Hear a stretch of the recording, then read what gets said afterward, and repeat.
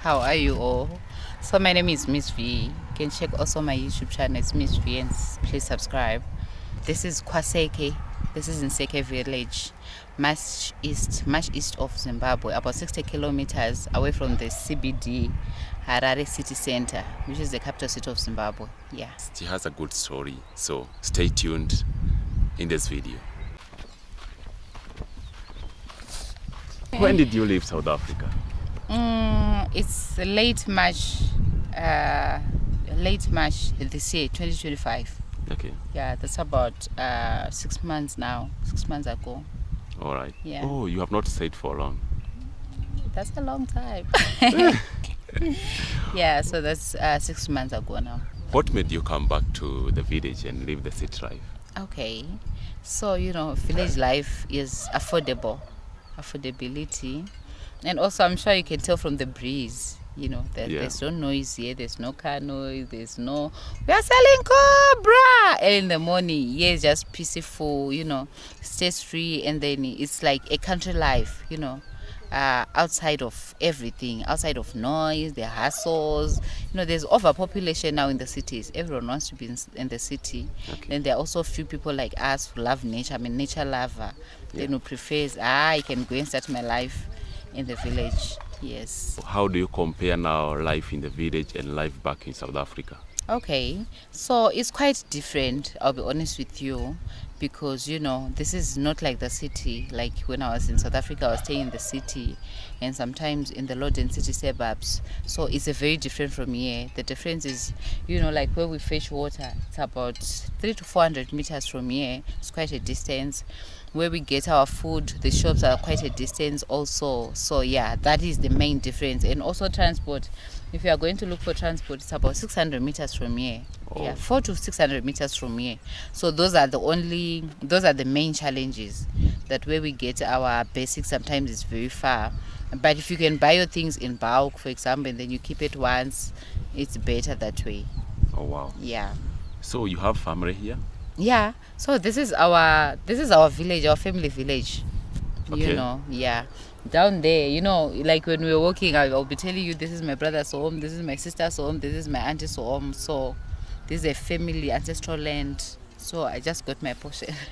Oh. Yes. How did they reacted when they heard that you have just come back to the village Yeah. and live the city life? Hey, people will be shocked.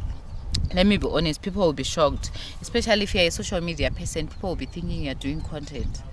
But then, no one fakes to be poor, everyone fakes life to be, that big girl. So no one will fake their life and say, oh, things are not okay, let me go and stay in the village. No one does that. So eventually, they later noticed that, it looks like V is serious. See, now she's even bringing in clothes. Now she has bought gas, because when I came, I had nothing, to be honest. I only had my 2 bags with only my clothes. So everything that you're seeing now is things that things that I've bought within 6 months. Everything that is here now, except for this house, is things that I've done in 6 months. We're talking of bricks, this bowl, this flower run. Everything that you see here is less than 6 months old. What do you miss most in South Africa? In South Africa, let me say I miss faking life.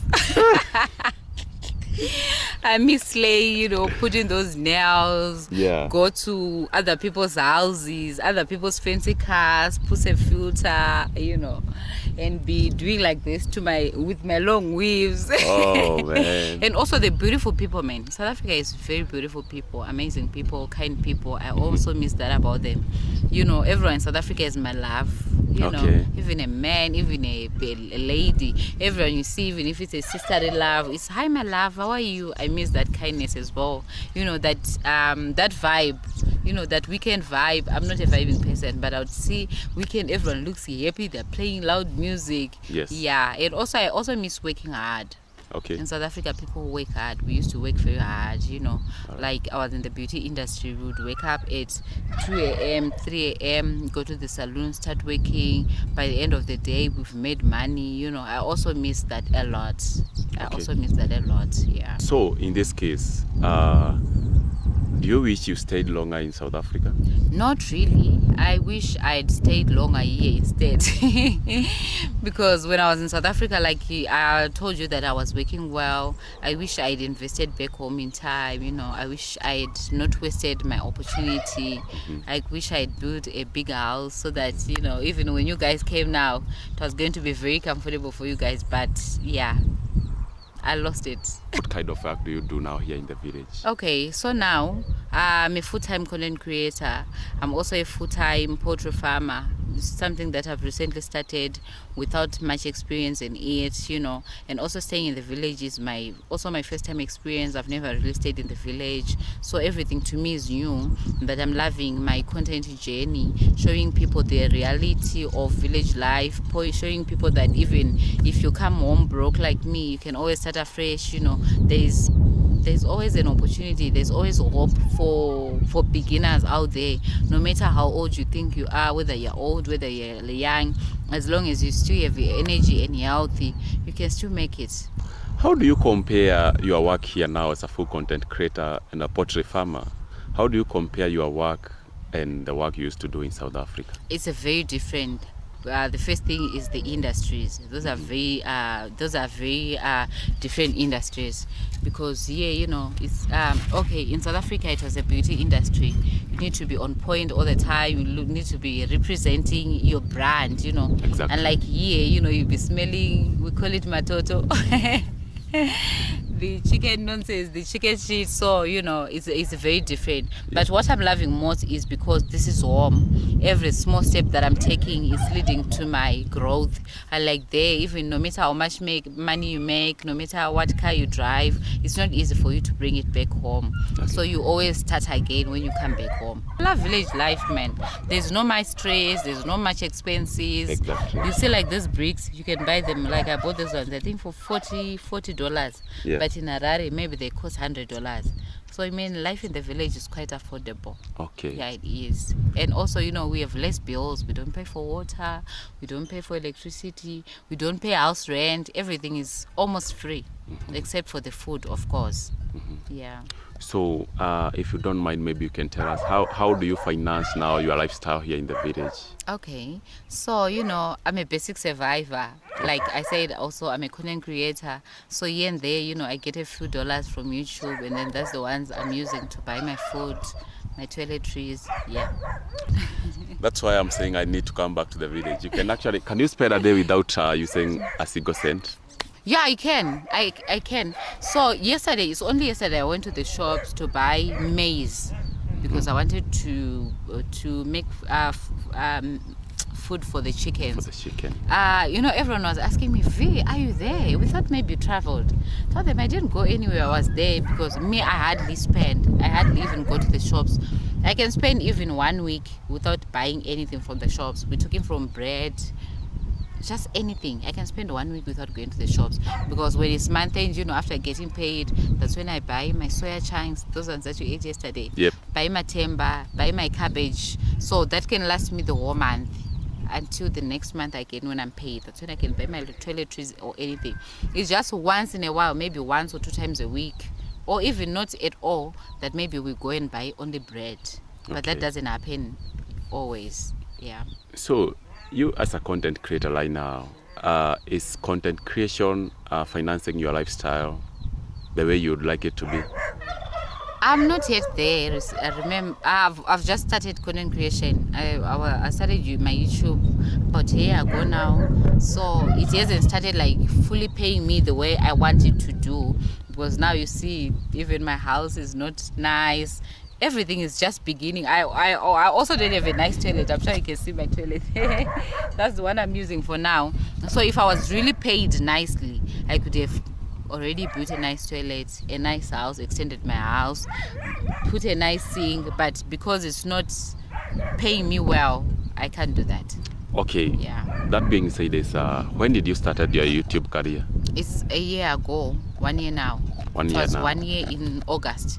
Okay. Yeah. Do you have any other social media that you do other than YouTube? Yeah, I do Facebook, I do TikTok. So I'm getting paid on YouTube and a few cents on Facebook.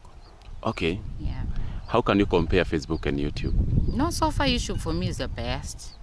YouTube for me is the best since it's the one that is paying me more, since it's the one that is paying more than Facebook. What's your plan in the future now? Yo, my plans are big. My plans are huge, you know. They are heavy my plans are heavy for my head. Okay. So my wish is for my poultry farm to grow. Once I've mastered the art of our poultry, I want also to extend to piggery. I wish to keep pigs, you know, grow pigs and so for meat. I also wish to build a very big mansion here. I'm sure you can tell from the Wi-Fi that is written the mansion. Hey, I tell you, we are using Starlink here. I tell you, man. Yeah, very so fast. my wish is to build a mansion, especially for visitors. I love visitors a lot. I like to host people, and also every weekend we have children who come every weekend. Sometimes we cook food and give them. Sometimes we just play funny games. We give them pencils. We give them snakes, so that to just keep a healthy and unity community. I just love people. I can't explain my love for people, so I want to make sure I have a big house so that we can host people, do poultry, do piggery, and also do horticulture. Since we now have a ball here, once it starts running, I plan that we start doing horticulture, plant vegetables, carrots, cabbages, tomatoes, onions, you name it. Whoa, your future is so good, I tell you. Thank you. Oh, wow. Thank you. And before we finish, I would like to ask you now, maybe outside the topic. Okay. Did you actually leave South Africa because it's not safe, like how people do say? No. I've stayed in South Africa for more than 12 years. If it was a very dangerous, I couldn't have stayed there for that long. But also, sometimes a country is not safe. Every country is not safe, depending with the way you walk, what time you walk, how you show off your life, you know, things like that. And also, you know, in every country, like many other countries, there are also dangerous spots. There are places that are known that, if you go to this corner, it's not safe, man. So it's just in every country, I think. Okay, how do you rate South Africa, 1 out of 10, 1 being the lowest and 10 being the highest in terms of security, as you generalize the whole of South Africa? Out of all the countries I've been to so far, I think South Africa is the worst. It's only that I'm an indoors person, you know.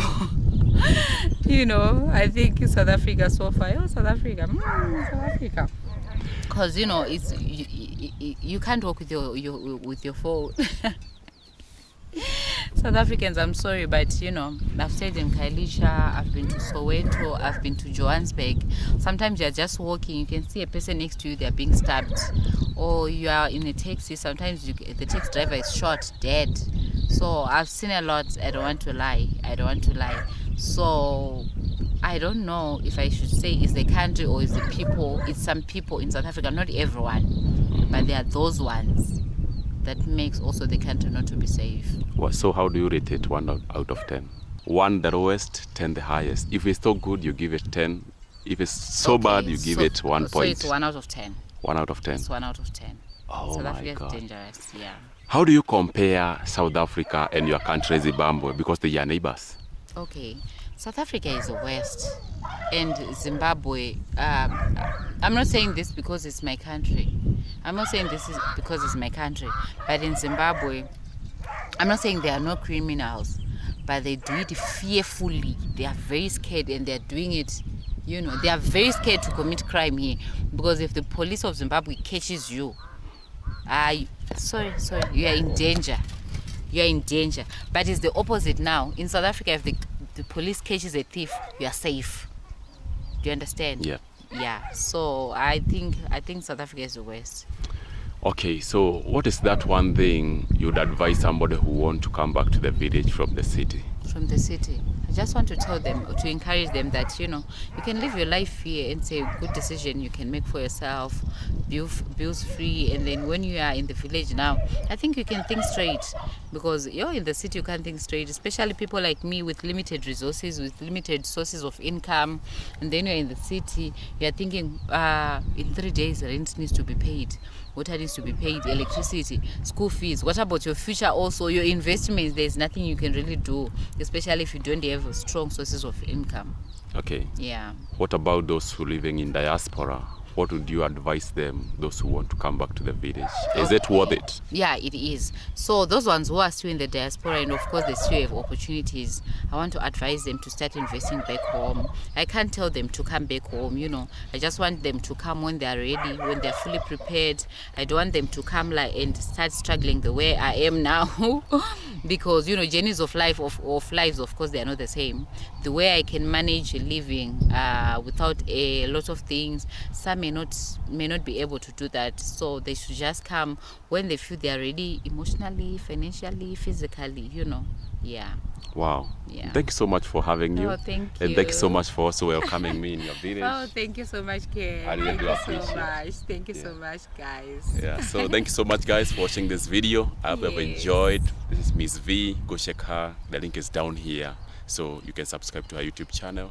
And thanks so much for watching this video. Don't forget to subscribe and also to subscribe to her YouTube. Yes, guys. See you on my YouTube channel. Cheers. Yeah. Goodbye and thank you. This is air traffic control. You're cleared for takeoff.